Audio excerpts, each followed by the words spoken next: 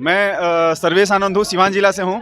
आज जो कार्यशाला आयोजित की गई थी पदाधिकारियों के लिए, उसमें सहभागिता देने के लिए हम यहाँ उपस्थित हैं। जनसुराज और प्रशांत किशोर कैसे आपको प्रभावित किए? आप युवा हैं, जुड़े जनसुराज की मुहिम से।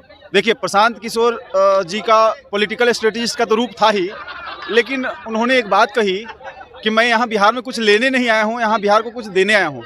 और इस बात में सच्चाई भी लगी। उन्होंने मीडिया के सामने ये चीज़ बोला है कि मैं जब पॉलिटिकल स्ट्रेटजिस्ट था तो एक चुनाव लड़ाने का 100 करोड़ प्लस फी मेरा था। ये बात छुपी नहीं है, वो कह चुके हैं। मान लीजिए 10 चुनाव लड़ाया तो 1000 करोड़ प्लस के तो आदमी हैं।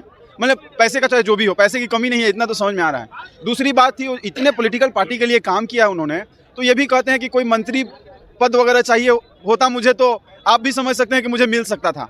मैं बिहार में आया हूँ तो खाली बिहार की मिट्टी का जो मेरा कर्ज है उसको पे बैक करने आया हूँ।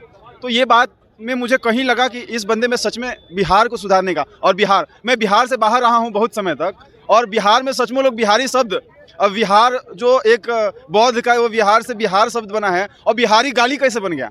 गाली बिहार बनने का कुछ बीच में ऐसी परिदृश्य हुई, घटनाएं ऐसी हुई जिसके चलते लोगों ने बिहारी शब्द को गाली समझ लिया। लेकिन बिहार सच में ज्ञान की भूमि रही है, बिहार सच में गणतंत्र की भूमि रही है।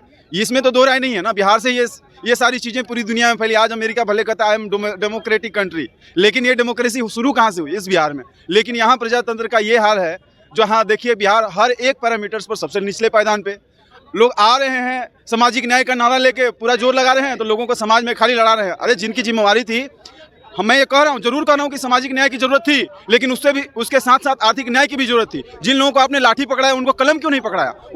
उनके पेट में अनाज जाए उसकी व्यवस्था आपने क्यों नहीं की?